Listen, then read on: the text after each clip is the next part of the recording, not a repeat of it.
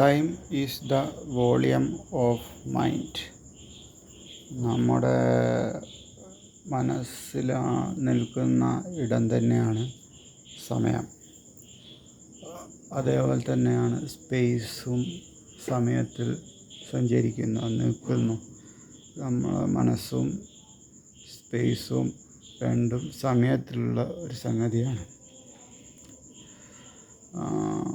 Space, അതായത് നമ്മുടെ മനസ്സ് എന്ന് പറയുന്നത് ഒരു ടി വിൻ്റെ ഒരു കമ്പ്യൂട്ടർ സ്ക്രീൻ പോലെ ആണെന്ന് എനിക്ക് തോന്നുന്നു. അതായത് ഒരുപാട് പിക്സൽസ് അതിൻ്റെ അകത്ത് ഉണ്ട് കമ്പ്യൂട്ടർ സ്ക്രീനിൽ.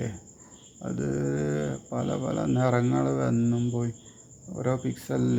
അതേപോലെ നമ്മുടെ മനസ്സിലുള്ള കുറേ അനുഭവങ്ങൾ, പല പല ശബ്ദങ്ങൾ, പല പല നിറങ്ങൾ, ഇതൊക്കെ ഓരോ പിക്സലായിട്ട്. അപ്പോൾ അത് കൂടുതലായിട്ട് ഇങ്ങനെ പരക്കുമ്പോഴാണെന്ന് തോന്നുന്നത് അത് ഓരോന്ന് നമുക്ക് അനുഭവമായിട്ട് വരുന്നത്. അപ്പോൾ അതായത് ഡ്രമ്മിൻ്റെ മ്യൂസിക്കിന് ഒരു പിക്സല്, അതേപോലെ വയലിൻ്റെ മ്യൂസിക്കിന് ഒരു പിക്സല്, പിന്നെ എൻ്റെ ശബ്ദത്തിന് ഒരു പിക്സല്, അങ്ങനെ വേറെ ഒരാളുടെ ശബ്ദത്തിന് വേറെ ഒരു പിക്സൽ, അങ്ങനെ ഓരോ, പിന്നെ സന്തോഷമായാലും സ്നേഹമായാലും അതൊക്കെ ഓരോ പിക്സലായിട്ട്. അപ്പോൾ അതിലേക്ക് ഇങ്ങനെ പിന്നെയും പിക്സൽസ് വരുമ്പോൾ കൂടുതൽ വരികയാണ്. അതൊരു ഇങ്ങനെ മടക്കുന്ന ഒരു സാധനമില്ല, സ്ക്വയർ അതിൻ്റെ പേര് ഓർമ്മയില്ല. ഓരോ ഇങ്ങനെ മടക്കി ഒരേ കളറാക്കും. ഒരു സ്ക്വയർ ഇങ്ങനെ ക്യൂബ് അതിങ്ങനെ മടക്കി അത് ഒരു ഭാഗത്ത് ഒരേ കളറാക്കുക. അതുപോലെ ഓരോ ഇതിങ്ങനെ കൂടി വരികയാണ് ഓരോ സ്ഥലത്ത് കളറ് നമ്മളിങ്ങനെ അനുഭവങ്ങൾ ഇങ്ങനെ ഓരോരോ ഇങ്ങനെ ഓരോ വികാരങ്ങൾ, അല്ലെ സ്നേഹമായാലും ഈ റെസ്റ്റ് പോലത്തെ, പിന്നെ സൗന്ദര്യം, ഇതൊക്കെ ഓരോ പിക്സൽസ് ആയിട്ട് നമ്മളെ മനസ്സിൽ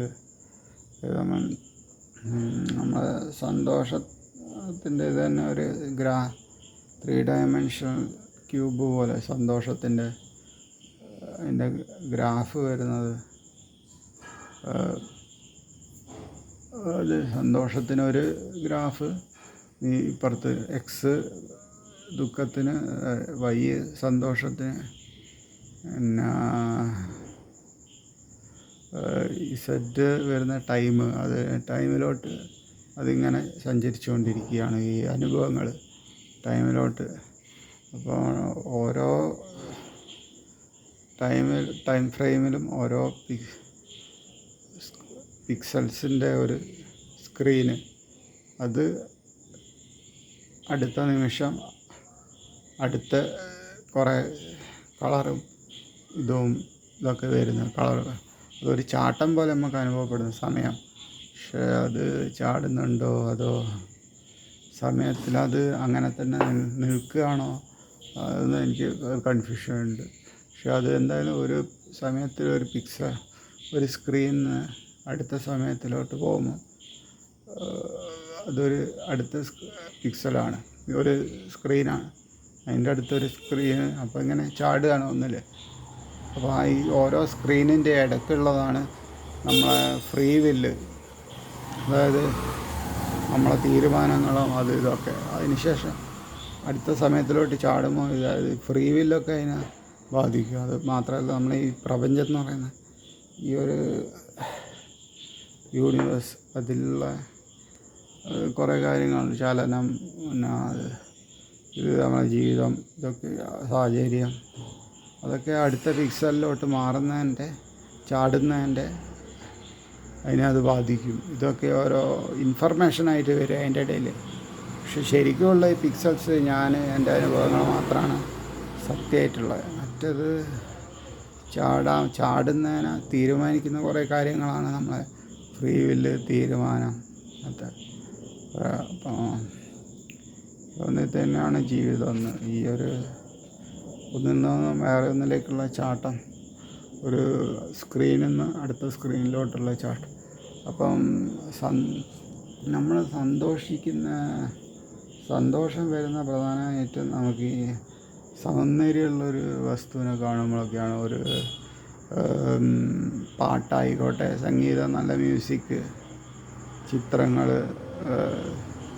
ചെടികൾ, മരങ്ങൾ, ഇതിനൊക്കെ കൊക്ക്, ആകാശത്തു കൂടി പറക്കുന്ന കൊക്ക്, ചന്ദ്രൻ, മനുഷ്യന്മാർ പ്രത്യേകിച്ചും നല്ല സൗന്ദര്യം തോന്നും. അങ്ങനെ പലതും സൗന്ദര്യമുള്ള അത് നമ്മളെ സന്തോഷിപ്പിക്കും. പിന്നെ ഒരു കാര്യം നമ്മളെ സന്തോഷിപ്പിക്കുന്ന അധികം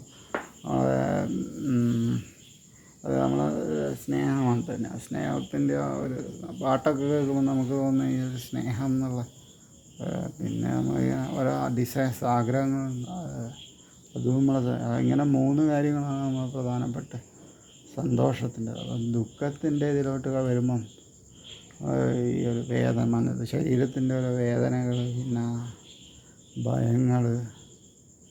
ഭയം വേദനയായിട്ട് ബന്ധമുണ്ട്. അതൊന്ന് അതിനായിട്ട് പിന്നെ വരുന്നത്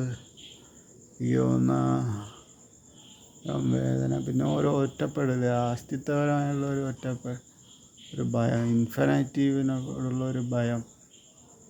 ഇത് 3 നമ്മൾ ദുഃഖത്തിൻ്റെ ഒരു ക്യൂബായിട്ട് വരുന്നത്. അടുത്ത പാട്ടിൽ പറയാം.